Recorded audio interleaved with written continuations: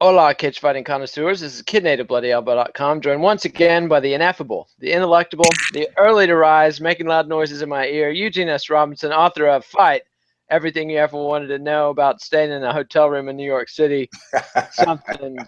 Good morning, Eugene. Is this a luxury suite you're in? What is Ozzy putting you up in here? Oh man, I was at the Bowery Hostel last night At a hostel, and like a youth camp?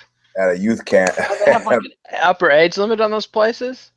Not in this case, but the most singular, interesting part about this place is that it had no ceiling. No ceiling, as in No, open to the sky?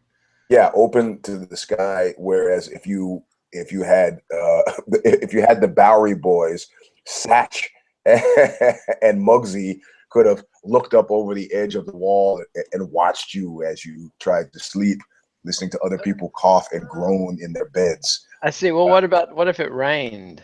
Had they thought this Well, through? there was a room ceiling, but it's hard to describe. It was like a cabin inside of a room, like an installation. Ah, I see. I see. So So there's the walls didn't go up to the ceiling; they stopped way short of the ceiling, and it was covered with a lattice work. so And sort of a sound stage then. correct, like in metal fencing. Ah, charming. Kind of that concentration camp vibe. Yeah, so got out of there. I see. I see. This was Ozzy's first choice of where to put you. Well, Ozzy doesn't pick you pick. Ah, I see. I You see. I pick. see. I see. I think we just got a glimpse of somebody. So there's people walking around. Right. And the reality of it is, there's an adage at Ozzy: spend the money like it's your own. Ah, well, that's a good startup motto. We have that motto as well sometimes in Yeah. Fox So Media. then we moved to another budget hotel, but this one I has see. an actual ceiling. I see. Where are you in Canarsie or the Oh, Bronx? good, Where? good for you. No, Lower Manhattan. The Bowery is in the Bowery, Yeah, naturally. I know it. So you're still in the Bowery. So you And no, moved. I'm a little bit north of the Bowery. I'm on the south of Chelsea now. I see. I see. You'll Still kind excuse of. me if I don't disclose my exact location. We need a room number, and when will you be vacating the Given the premises? nature of my mob work right now. So. All right. Well, I got to turn on our advertising on our show, and then we'll begin the UFC 188 Care Don't Care preview. So Eugene, we need a disclaimer because I've heard there are bedwetters out there. Not only are they bedwetters, but they're crybabies. Crybabies, in fact, and bedwetters. What about Who greedy bread gobblers? work shy individuals, greedy bread gobblers, all of the favorite malingerers, work shy individuals, and all in the Nazi canon. We got them all, I see. I see. What about the McKinney, Texas swimming pool? I mean, it seems like might have some unemployed policemen running around now. I've been hanging around with cops for the past couple of days, and Have they maced you yet? Get no, tased? no, these Haven't are been tased? New York City cops, the biggest police force in the world, tended to be. I actually love New York City cops before I left New York, and I love them especially after I dealt with California cops. You I've know, heard nothing but bad things about yeah, well, California things police. have changed. Yeah, California cops are terrible, but things have changed with not uniformly. We got some guys who train. I gotta say it right now. We got some guys who train with us. California cops, great guys. I can't generalize with California cops. I don't want to have to hear it on the mat from these whiners and crybabies. As But they put you in a chicken wing and no, these guys are not doing I see, I that. see. so, but New York cops were great, and it was only under policy changes, and now this thing with De Blasio. These guys are under a lot of pressure. So anyway, I don't want to get in. I don't want to get to that. Disclaimer. Come This on, is about disclaim. bedwetters, crybabies, fighters who will take offense and umbrage at the fact that we gloss their fights with the don't care. It has nothing to do with you as a person, fighter, a human being, a brother, a father. It doesn't make a difference. It has everything to do with the marketing heft and weight that the UFC fight organization puts behind you, or lack thereof. Fight an exciting fight. You'll move from the don't care to the care column, and all will be good. Just like Crybabies. many a fighter moved last week in the incredible Boach versus Henderson fight night. That totally caught us by surprise. Yep. There were some great fights. I mean, there was a lot of guys who moved from. Actually, the past 2 weeks, I've seen a lot of people move from don't care to care. Yeah, and some of them, like Ben Rothwell, with the crazy post-fight promo, went from care to God. That was one of those weird things where people start to turn to you and say, "Hey, is that your guy?"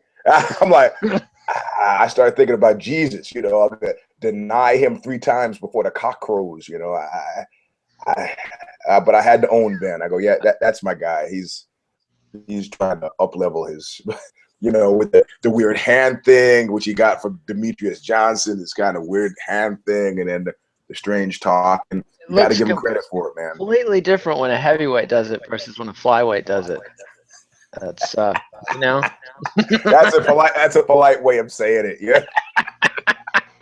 Honestly, I'm sure you thought he had lost his mind. I thought he was having an episode, some kind of epileptic seizure, perhaps in the cage. But my old guitar player was like 6'6", 275 pounds, and when he was in high school, he was on the dance floor cutting a rug, dancing. And this girl comes up to him and said, "Hey, were you just on the dance floor?" He was like, "Yeah, I was on the dance floor." She goes, "You look like an asshole out there." He's like, never danced again. Oh, man. That girl ruined him for life. Oh, well, no, he allowed himself to be ruined, Yeah. His own weakness, but there was a crack. That song, you didn't like because I couldn't dance. And now I'm coming back to show you I could really shake it down. By the Contours, of course. Do You Love Me? Good for you. Covered by the Heartbreakers. Johnny Thunder and the Heartbreakers is my favorite version. But anyway, we have plenty of fights to cover. We've got, of course, the main cards of pay-per-view, Saturday night, regular pay-per-view time. But the first 3 fights are on UFC Fight Pass, and then there's 4 fights on FX, not Fox Sports 1. I know you love when Fox is jumping around, changing channels on you. I love it. It's just so great. It's like find Waldo. Familiarize yourself with the cable channels you don't have. So there you go. So you got to find somebody who's got FX and pay-per-view access, Eugene. So a host body with the appropriate cable TV. Which is virtually impossible. I'm trying to talk my mother into it. She's like, I got HBO. I'm like, Mom, it's not HBO. It's like pay-per-view. It's a premium cable, Eugene. What more do you want? I guess she has that. New release pictures. I mean, no. How could I? I'm gonna go watch it at Jay-Z's place. How could I make it from my mom's place to Jay-Z's place in 15 minutes? It's impossible. I said Jay-Z. You, Jay-Z, Beyonce, just gonna be. I would say not. Given I've been giving him a lot of heat the past few months. I see. You're not partying on a new clothing line or streaming? No, I started giving him a hard time with the whole Barney's thing, and then I just kept on going with the title, and I loaded on, to whom much is given, much is expected. I see. Did you see that Snoop Dogg and Iggy Azalea have been having a feud? This was heartbreaking news to me. Yeah, I thought that was sort of old. It was old, but I just caught up on it yesterday. Apparently, she canceled the tour. They believe as a result of the administrations of angry blogger. Exactly. That's what I was reading about. It just caught up. Didn't even know the gal existed day before yesterday. Now I know her whole tragic tale. Iggy Azalea? Yeah, she rose and she fell. I had her confused with Azalea Banks because I'd heard that song 212 and really liked it a few years ago. And so then I heard Azalea something. I thought it was Azalea Banks getting big. And now I realized it was this white Australian chick. And Azalea Banks has been feuding with her the whole time. So, people, they're giving her some hard time about a video where she's whipping somebody and saying that she's the master and they're the slave and the racial insensitivity. And, Mick Jagger made millions off that kind of thing. Is it Milli Vanilli? Is it even Vanilla Ice? I don't know. I heard she got challenged to freestyle on a radio show and made an ass of herself. So, Oh, it doesn't matter. There are lots of studio creations, lots of studio. Yeah, the Monkees, Yep. Headed for the Rock and Roll Hall of Fame, I'm sure. Anyway, let's dive into the fights. We got 3 fights on the Fight Pass preliminary card, starting with, this is kind of a surprise, Andrew Todd Hunter, not the one we're thinking of. Although T.O.D. Hunter, what's that make you think of, Eugene? Mr. Deutsche Sprechener. Dead Hunter. Yeah, the Dead Hunter. That's kind of a cool name. But I was there right away. yeah, and did you ever see a movie called Der Todesking? Came out in the 90s. I did not. It was a creepy German horror movie. I recommend it highly. Der Todesking. Anyway, text it to me. Text me the title. I shall. And he's fighting welterweight Albert Tumanov. Care? Don't care. I care. You know why? Do tell. Because of Todd Hunter, the Death Hunter? Yeah, the Dead Hunter, as well as the fact that I'm turning over a new leaf. A new leaf? I'm turning over a new leaf, and I'm looking at life from the bright side now. He's on the sunny side of the street, ladies and gentlemen.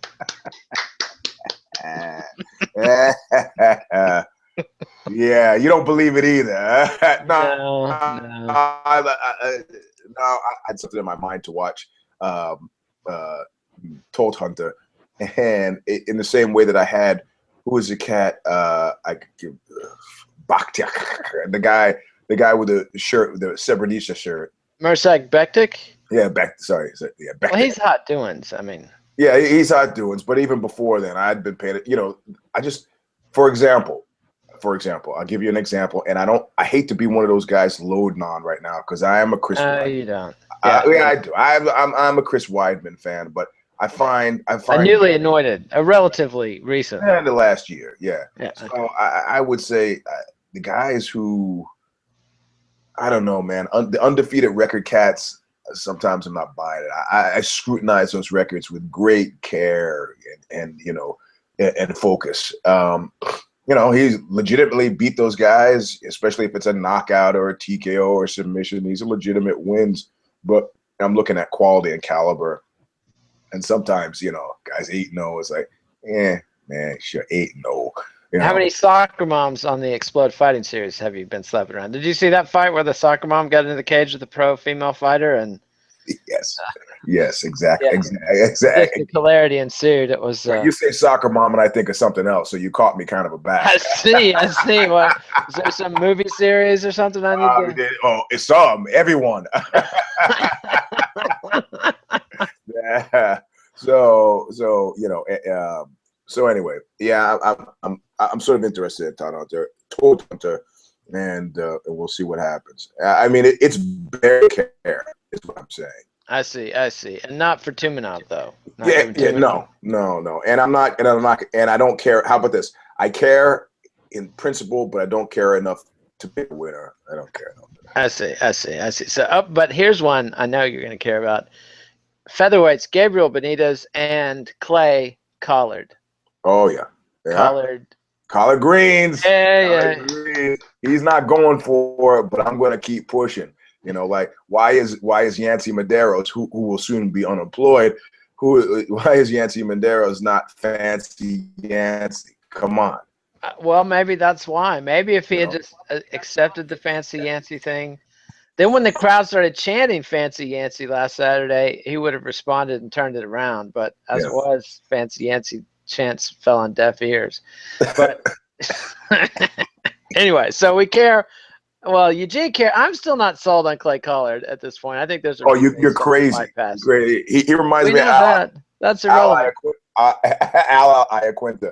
He's a gritty, Al Iaquinta is a knockout artist with a propensity for falling and fight losing submissions. I mean, that guy's a thrill a minute. Clay Collard, I don't know. We'll see. This jury's still out. So, final fight on the Fight Pass card: welterweights Augusto Montano versus Cathal. I can't believe I'm on Fight Pass Pendred.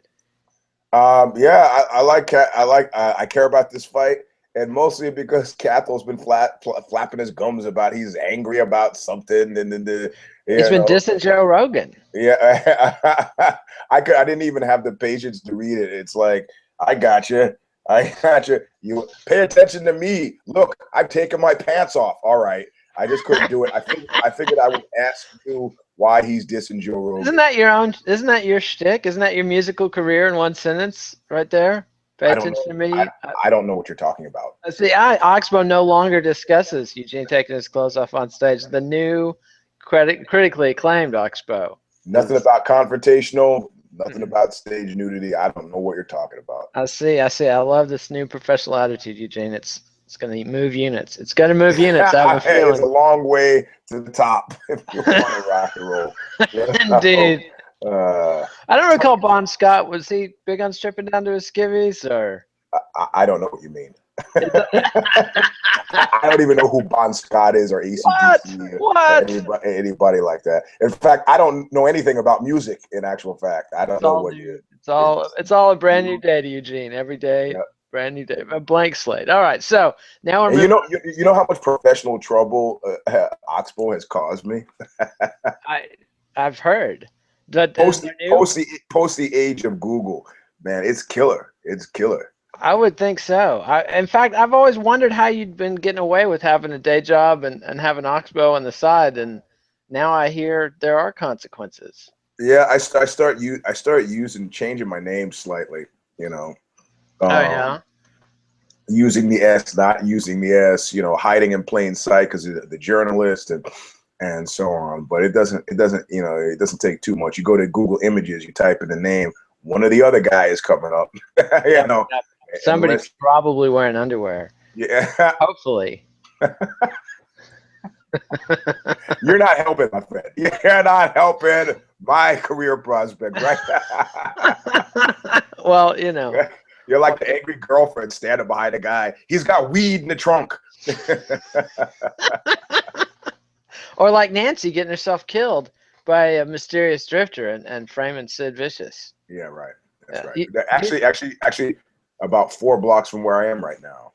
And in a luxury suite, not unlike this one. I bet they didn't have a microwave at the. Well, the Chelsea right now is luxury, man. Is it? So now they have microwaves, but back in Sid and Nancy's day, no. I tried to get a room there, could not afford it. Could not afford it. Wow. Big difference from the last time I was there in 1979. I would think, yes. That was, in fact, the year Sid and Nancy had their tragic stay at Chelsea. Anyway, moving on to the FX card, home of Louis CX and other things. First up, lightweights, Francisco Trevino. Wait. I cared about the Chris Collier fight, and I picked Chris Collier. All right, just for the record. How about Cathal Pendred, Augusto Montano? Did you pick Cathal? Yeah, because what happened with him and Joe? He just dissed Joe. I can't even remember. I was focused on how much traffic the post was getting. I wasn't really paying attention to the content. See, I was hoping that I would get the skinny on it from you. I'm kind of a meta blogger at this point. No,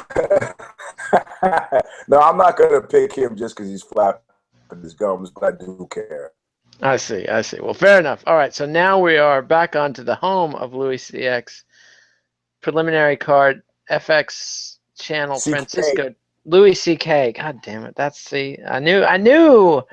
knew something was wrong, Eugene. But razor sharp mind like yourself immediately knew exactly what was wrong. So that was all right.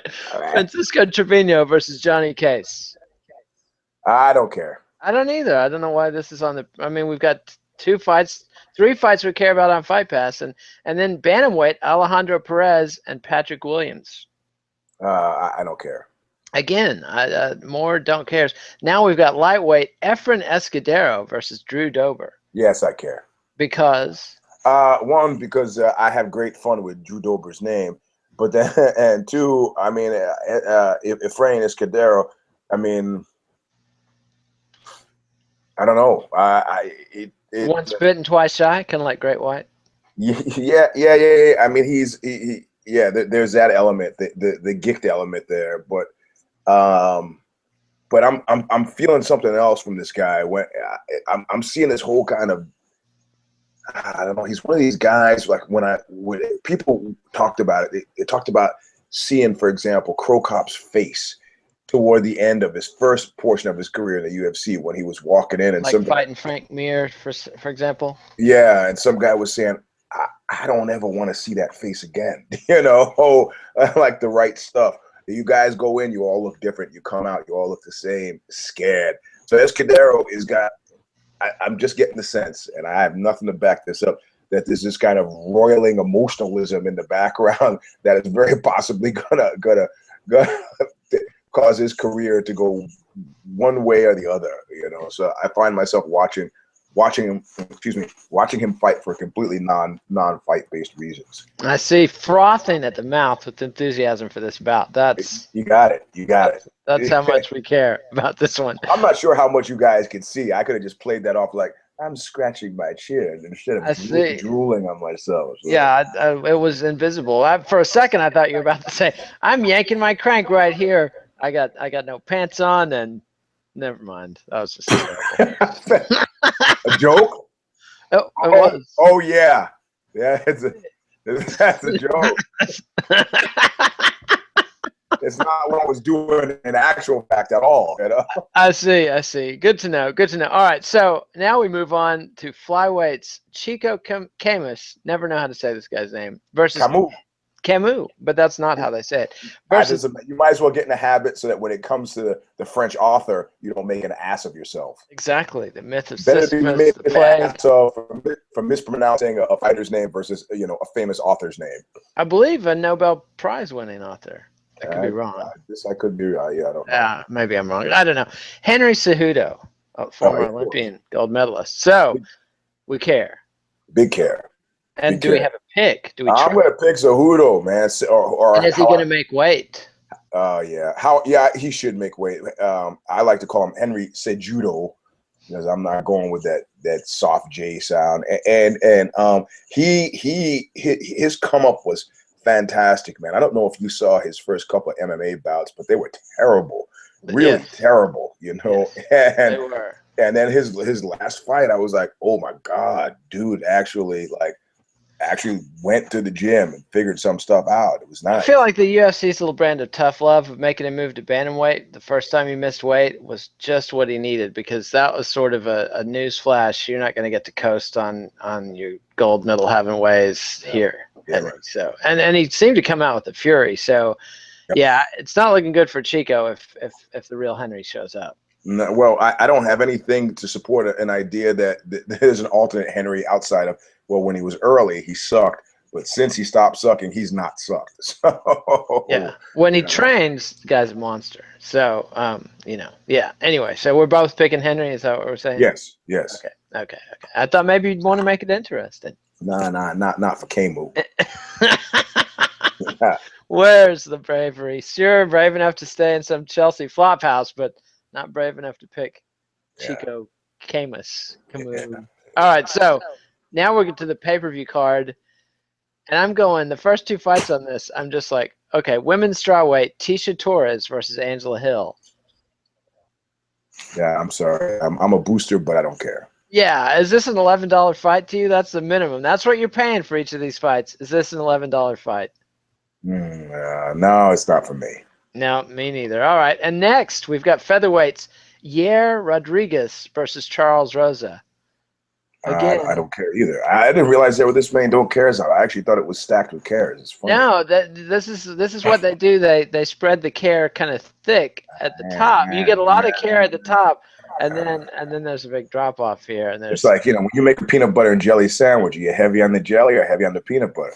Tell you truthfully, I'm not a peanut butter guy, but it makes a better sandwich if you're heavier on the peanut butter. It does. Did I already talk about this? When I was in elementary school, they would give us these gray peanut butter sandwiches that had been in the wax paper wrapping for long enough to turn gray, and they were delicious. But really? I'd kill for one of those sandwiches again. If you went to elementary school in a prison, that's what I was going to ask you. No, just the Texas Panhandle. It was, but it was something about the old school white bread and the sugary jelly. It just it rotted in a good way. Anyway, so we don't care about featherweight. Yair Rodriguez versus Charles Rosa. So far they owe us $22. That's where we're at. Yep. So middleweight, Nate Marquardt versus Kelvin Gastelum. Yeah, of course I care. Yeah. But do you care? And I'm picking Gastelum. I too am picking Gastelum. Yeah. But so far, is this a $33 fight? Is it going to make up the difference? Maybe it's a $17 fight. How much is it? How much of the? It's about. I would pay 15. 15. So it makes up $4 of the deficit, which is That's not quite. So there's still $18 in the hole going into the co-main event. Lightweights, Gilbert Melendez versus Eddie. Really, we should give the Gastelum Marquardt fight a little more thought, because it's kind of like our show where we've got somebody who's frankly over the hill against somebody who's like a young blood who's coming up. It's way too early for you to have been drinking. I just read an article that said that it was in the Guardian UK that said the European style of having a tipple in the morning is in fact both wise and healthy. I've also read that the Japanese style of drinking a whole glass of water in the morning is also wise and healthy. I see. So you're coming down on the glass of water side, or tequila or any other clear liquid that you'd like. I see. No, anyway. So, but Gastelum, he had a little stumble, but I mean, and Nate Marquardt had a good fight. But do you think it's gonna? Are you seeing the young lion tearing up the old lion? Is that what? Yeah. Oh yeah. Yeah.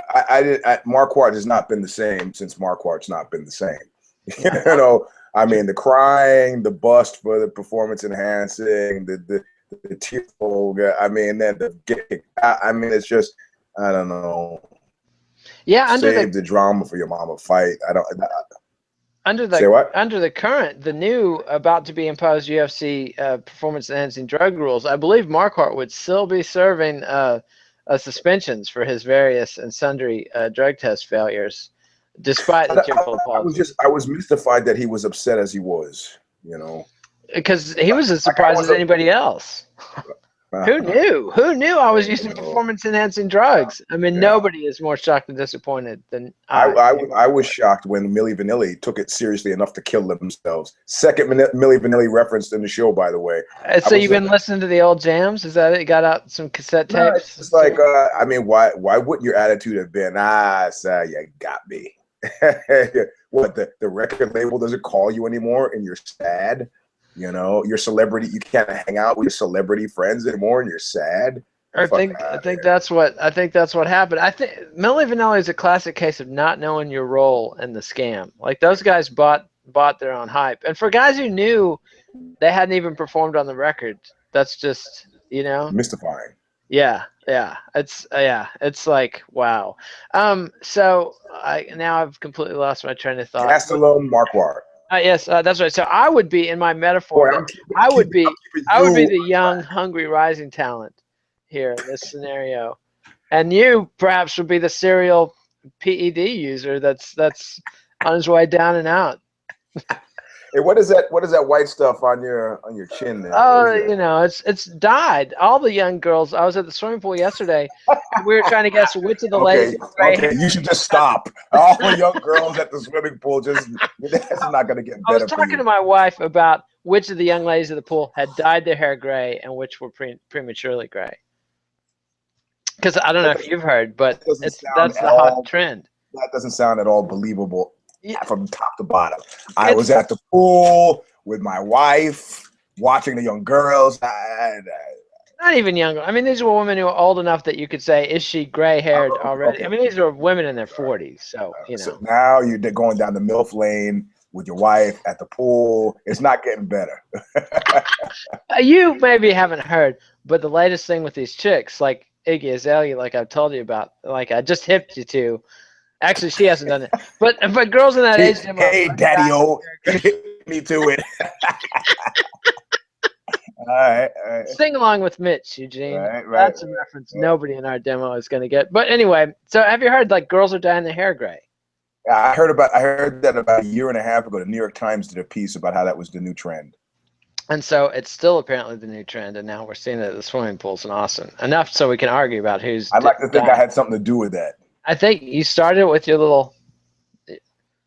So how long does it take you to dye that in every day? Yeah, some guy was posting. He was like, "You with your stupid gray thing," and I was like, "You guys, you need to relax a bit." It's like you saw Cruella de Vil and just said, "That's my new look." Is that what happened? My stress was very focused. I see. Just one little bit of guilt and fear, and it spread. I see. All right. So anyway, now we get to the co-main event. Did you pick? Oh, Gastelum all the way. Okay. The young lion, like me, right here. All right. Anyway, lightweights co-main event, and there's a lot of pressure on these last two fights because let's see, we're $18 in the hole and paying for our pay-per-view, and this isn't even in high def. So, Gilbert Melendez versus Eddie Alvarez. Big care. Definitely a care, and big consequences for this fight. These guys, one of these guys is going to win this and go places. The other guy's going to lose and be kind of like. Yeah. Sputter, sputter, chitty, chitty, bang, bang. Good luck, buddy. Take a look next to you in that waiting room and see who else you see. Yeah. Is that Josh Barnett over there? Oh, yeah. Hey, man, I'm sitting in championship row. Whoa, wait a minute. Come back, Randy Couture. Okay, so we care. But before we get to our picks, how much money does this make up of the deficit? How much would you pay for this fight? I'd pay 15, as much as 20. As much as 20. So we'll go on the high side. 20. That's a full $9. So that brings us down to they're only $9 in the hole at this point.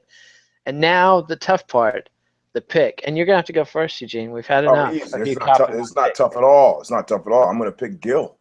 West Coast, East Coast. Right, man. Cliche. Nah. He's a friend of Knuckle Up. And Alvarez. What did you see in his last fight that led you to believe he's gonna win this one? I think if he were to hit Melendez in the head as many times in a row as he hit Donald Cerrone, he would knock him out. It's just Cerrone is not the right guy to be trying to beat with headshots. Yeah. Well, you know what? Anytime you start your fight prognostication off with if, if he came in with a howitzer, if. Why do I have a vision of you reciting Rudyard Kipling's poem "If" to like say a high school drama class at some point in your life? Yeah, with my hand on my chin. Yes, no, I'm gonna pick Melendez unqualifiedly. I didn't like what I saw on Alvarez's face that last fight. I didn't like the failure to adjust. I mean, I'm a fan. I liked him before, but I don't know. You can't be living West Coast, visiting East Coast, and then playing up the whole West Coast thing. You remember what happened to Biggie and Tupac? Especially since I was out on the island near Weidman's place. I was going to stop in, Maddie. But my schedule has been crazy. And I've been meaning to go to Henzo's place too and stop in and see folks. I got my shorts. Well, that's all I need because I'm not using a mouthpiece or a cup anymore. I see you going all natural, huh? Yeah, that's it, Tarzan style. So I did see you with Vinny Stigma. I mean, yeah, down on Mott Street when it was over at his house. So I was going to suggest you invite him to tour with Oxbow. Just give him a guitar that's not plugged in, just like he does with his band. And hey, if we're gonna do that, I could just start playing guitar. I mean, Graham Nash did it with the Hollies. He only got caught for that once. But I mean, and it rolled off of him. It was great, and people wouldn't have known if he hadn't have broken the neck of the guitar he was playing. Well, you carry the air guitar thing too far, and Hey, Vinny's almost 60, man. Actually, he 7. Yeah, he's over 60. I mean, this is staying power, buddy. That is. And still takes martial arts. Is he a black belt yet? Nah, he's taking like Jeet Kune Do or something. So I don't know. I see. So he's doing mall style. I see. All right. I mean, if you figure that'll be about when I'm getting my black belt. Me and Ed O'Neill. Ed O'Neill is like. We did an interview with him, Kareem Sudan at Bloody Elbow, and that thing gets traffic out of the blue. Like it's like just money in the bank. It just sits there, and somebody discovers it and puts it on Facebook, and it bursts back to life. People love knowing about Ed O'Neill's jiu-jitsu, Eugene. Yeah, I did a piece on Harley Flanagan, and one of his students picked it up, tweeted it, ended up having like 1 million hits. One of his students, Anthony Bourdain. So. There you go. We've done a couple interviews with both Anthony and Mrs. Bourdain. That's Steph Daniels that took that up, and he also is in the sort of evergreen. But Ed O'Neill's the one that keeps coming back without any explanation. Bourdain had its run, and then it went away. Al Bundy, man. I know it's an all-American classic. All right, so I'm going to pick Alvarez to make things interesting. Good. Yep. So it's because all that West Coast legal marijuana. Governor Cuomo is keeping New York safe from that kind of thing. Although I think Alvarez is from Philly anyway. But yeah, he's a Philly guy. You know, Philly isn't that part of New York? I mean, come on. There's a difference. Yeah, it's true. So, as a New Yorker, do you have did that just rub you the wrong way, that insinuating that Philly was part of New York? Yeah, it did actually. Because it's like being the ugly girl and having somebody say, "Oh my God, you look like," and then name some pretty girl. No, you don't.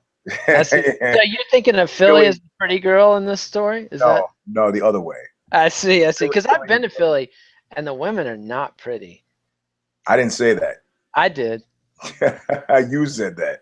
Peanuts and the hot peanuts are great, and the cheesesteak is a little overhyped, but the women were neither friendly nor pretty. So. Oh, you're crazy. You think so? Yeah, have you been? I mean. But I was hanging out with a guy who was like a Suicide Girls photographer. So I see. An exploitationer, is that? Yes. I guess you could call him an exploitationer. He moved to Texas now. He lives in Texas. It's good exploitation in country, I hear. What was that guy, Jock Sturgis or something? The guy that was an art photographer. Sturgis was dirty. Yeah, and then was like taking all these pictures that was like clearly child pornography, or at least. Yeah, he sought cover under the fact that he was an artist, but the person at the lab that developed his stuff, who turned him in, was a friend of ours, and this guy said, "Yeah, I'm all down for confrontational art. I'm all down for artists having their rights." But I'm telling you, these other photos that he sent in that nobody saw but me were freaking actionable, man. This, which is why you don't hear. It's not like people like, even Peter Sotos, when he got arrested for Pure Magazine, it had some sort of redemption. Where he's like, "Look, I'm just writing words. I'm not buying child pornography. I'm not selling it. I'm just writing about child killing. That's all." And very vividly. Yeah, super quickly and vividly. So he's kind of rebuilt his image, but you haven't heard much from Jock Sturgis. Even Andre Serrano is with the piss crisis, but Sturgis, he was. Well, Serrano was some sort of government grant taken advantage of, kind of. That was the old tampon in the teacup trick. No, that was the piss crisis. Piss crisis, of course, but it's a variation on what they call the tampon in the teapot trick for art students, which is the old "I didn't do any homework. Here's a tampon, here's a teapot." I hadn't heard that. So the guy was like, "Uh-oh, I've got a grant. I haven't done any art. Here's a crucifix. Here's a jar of piss." Like, Yeah, I saw something like that at an art gallery the other day. A mattress with writing on it. It's like, give me a fucking break. You kidding me? Yeah, well, Did you? There was that girl at some prestigious East Coast college Columbia with her mattress to graduation. I thought that was kind of an interesting art project. Well, purportedly it was a mattress she got raped on, and then now she made a sex video. I'm guessing. I'm actually completely not kidding. She really made a sex video? Yeah, a sex video with her purportedly reliving the rape on that mattress. Online, you can find it. I'm about to watch it. Yeah, no, I haven't watched it because I strongly suspect that the guy who Columbia exonerated is being used as a dog's body for some sort of art project, and that is very much not right. I see. Yeah. Well, yeah, it's a complicated story, and we're not going to get to the bottom of it on this episode of the Care. This is not why people tune in to the Care Don't Care preview, Eugene. You're bringing us down with all this serious talk, and I don't even think you've made a Nazi reference yet. I did. You missed it. What? We're talking about malingerers, greedy bread gobblers, workshop individuals. That was used the phrase the Nazi canon. Okay. CANON. Right away in the first minute. I see. Okay, I thought you had just implied. What's happened? We need explicit Nazi references here because our audience is too stultified from all the bath salts to catch any No, of no, these? no. That's you. That's you. Everybody else got it. I see. Okay. Okay. All right. Those So. guys playing that Nazi drinking game. They all got it. All right. And but then they've had a drought until I brought it back up. So. All right. Now they're So drunk. we're now to the main event, the heavyweight unification title fight: Cain Velasquez versus interim champ Fabricio Werdum, battling over who's more Mexican than who. That's been the angle of the pre-fight hype. I thought that was great. I thought that was great. Fabricio Werdum, a Brazilian, is trying to claim the "I'm more Mexican than Cain," the Mexican American. Which the fact that there's been some, that he was able to say that in Mexico, because Mexicans and Brazilians historically not close, not friendly. Yeah, but he said it in Mexico, but did he say it in Spanish? That's a good question. But I bet he wouldn't be afraid to, because his Spanish is excellent, and he might be more popular with the Mexican fans than Cain. Because he's the host of the UFC in Mexico, because his Spanish is so good. He's got better Spanish than Cain. They coached the Ultimate Fighter together. Everybody saw Cain has no personality, and then Cain didn't make the fight. Fabricio fought Mark Hunt and won the title, so I think he does have a claim to home field advantage here. Has Cain fired back at all?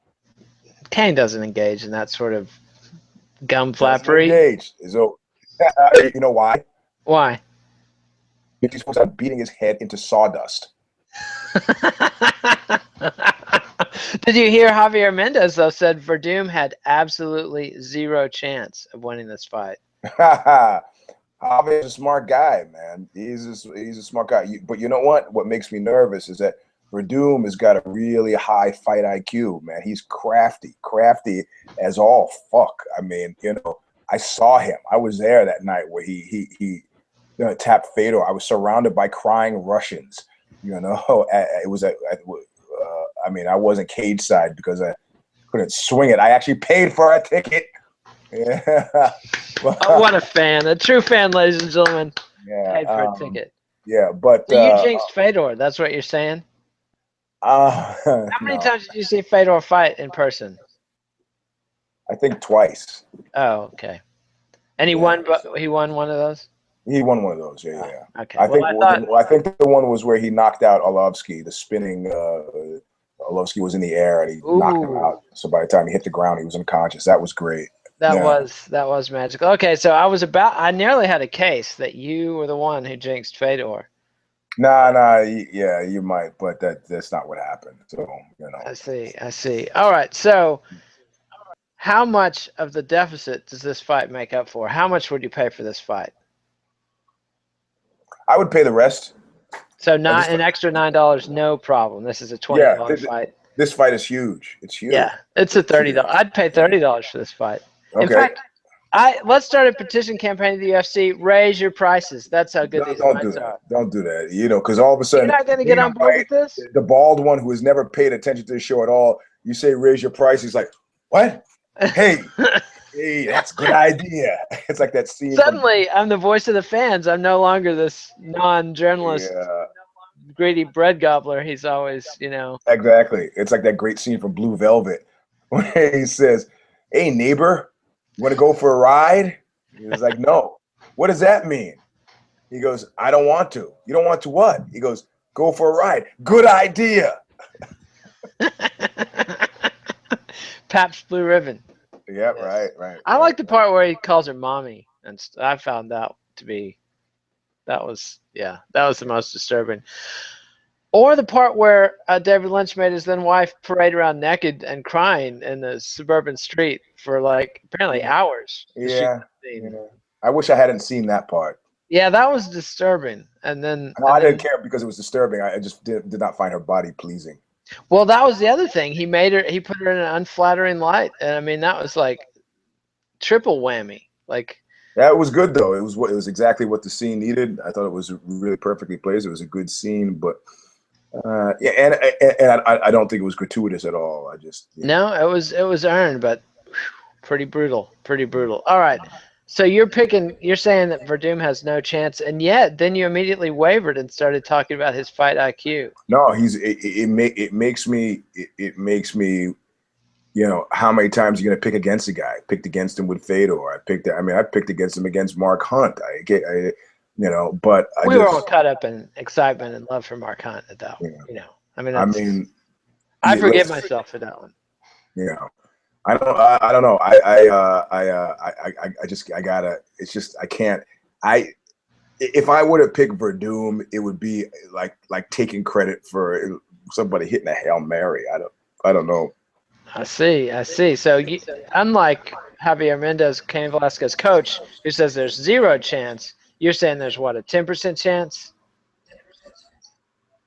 I'd feel comfortable with that. I see. I think there's a 40-50% chance, depending on how hurt Cain is from his surgery. I still, you know, like, did you see any footage of his surgeries? Do we know that he went to a legitimate hospital and not a psychic surgeon? Guy's a professional athlete with huge amounts of, I don't think he's going to some guy. Andy Kaufman was a huge celebrity. He went to a psychic surgeon. You know, the guy that produces chicken liver out of his hands. Yeah, he was like, I think Cain went to the same trailer park physician who does, you know, spontaneous butt implants, you know, that kill people. That was tragic. Oh, my client's he's going into cardiac arrest. I'll be right back. Car pulls off. Like Dr. Nick on The Simpsons. But yeah, right. I just finished an Elvis book, and it actually was fairly sympathetic to Dr. Nick. That most of what Dr. Nick was doing was protecting Elvis from other unscrupulous doctors. Yeah, I buy that. Just like the guy who gave Jackson the last Michael Jackson the last shot of propofol. You know, it's like, you don't understand. You're Michael Jackson. You know, he's getting that stuff no matter what. He's getting it. If he wants it, he's getting it. You know. So my job at that point becomes one of harm reduction.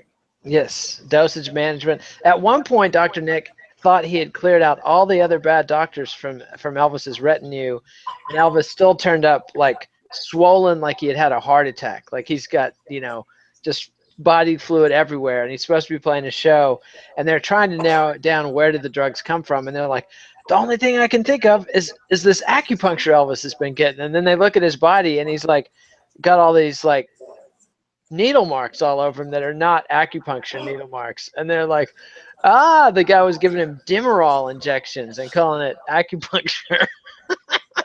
Hey, I need to find that doctor. Wait a minute. I know, he's in LA, so you know. But anyway, yeah. So Dr. Nick aside, that's the thing.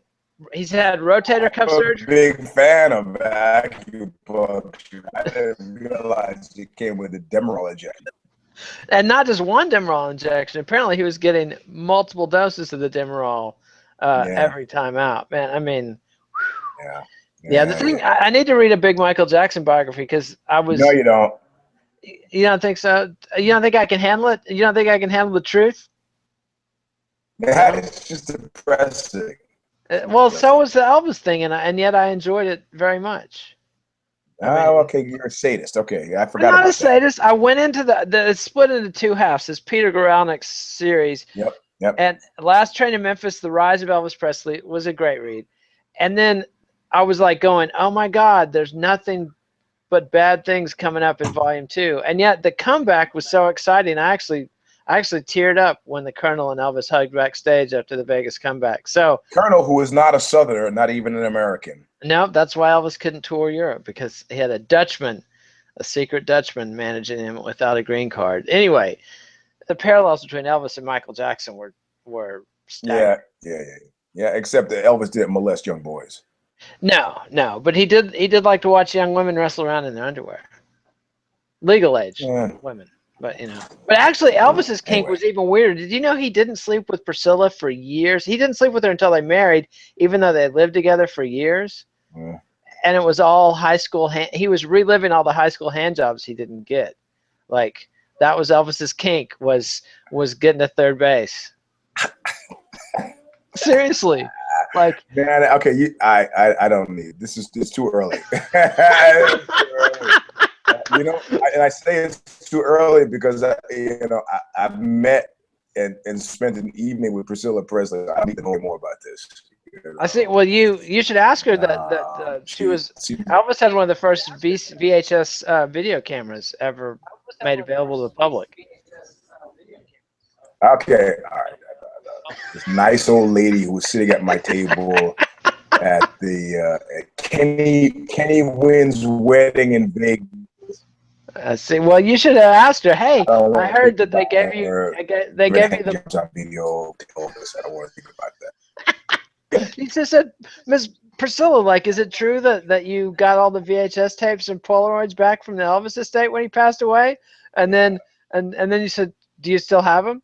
That would have been what you should have said. Do you still have them? That would have been that would have been, except when you saw the muscle that was at this wedding, there was no fucking around. Hey, they kidnapped Steve Wynn at one point, and he's gone blind. So he has a handler, but the security was pretty tight. I see. So you dropped your plans. I was sitting at a table with Priscilla Presley and Paul Anka. Man, I wasn't fucking around. Paul Anka. Now, is he a small guy or a big guy? Paul Anka. Tiny. Yeah. And at one point, a pretender to Elvis's crown while Elvis was in the army. Yeah, which I thought it was very strange. But Paul Anka's great, man. He's got a songbook. I'm so young and you're so old. I've been listening to Sirius 50s on 5, and I've discovered that Paul Anka actually has some enjoyable tunes, which I didn't know. You Are My Destiny, great songs. Yeah, some good stuff. You know who has surprised me?